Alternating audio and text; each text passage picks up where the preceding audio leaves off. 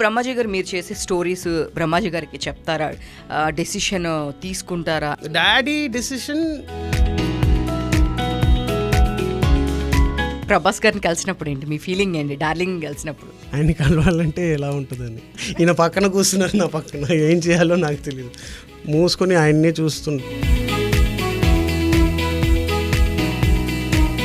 బ్రహ్మాజీ గారు అంత ఇది ఇంకా మీ 50% కూడా అచీవ్ చేయలేదు అంటే మీరేమంటారు?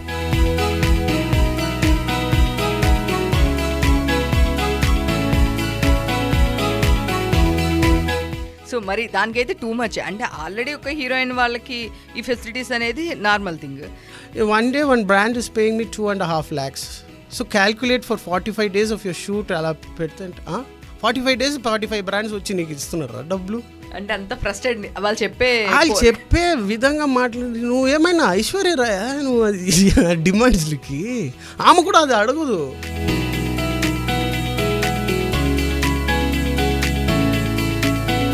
తెలుగు వాళ్ళని కూడా చూడండి మీరు. మన తెలుగు వాళ్ళ డిమాండ్స్ చూడాలి. ఓ షమ్మ, అది కూడా అయిపోయింది. కిస్సింగ్ సీన్ ఉంటే దిస్ ఈజ్ మై రెమ్యునరేషన్.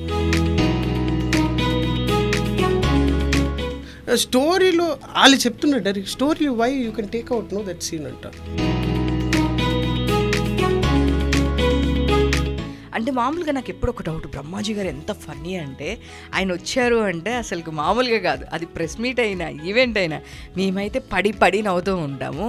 జనరల్గా ఇంట్లో కూడా అట్లనే ఉంటారా లేదంటే ఆయన సీరియస్? ఈ మధ్యలో కొంచెం ఫన్నీ అవుతున్నారు ఇంట్లో, వయసు వచ్చింది కాబట్టి ఫన్నీ అవుతున్నారు. దాని ముందు ఆయన అసలు ఒక స్ట్రిక్ట్గా ఒక గోడలాగా ఉంటారు.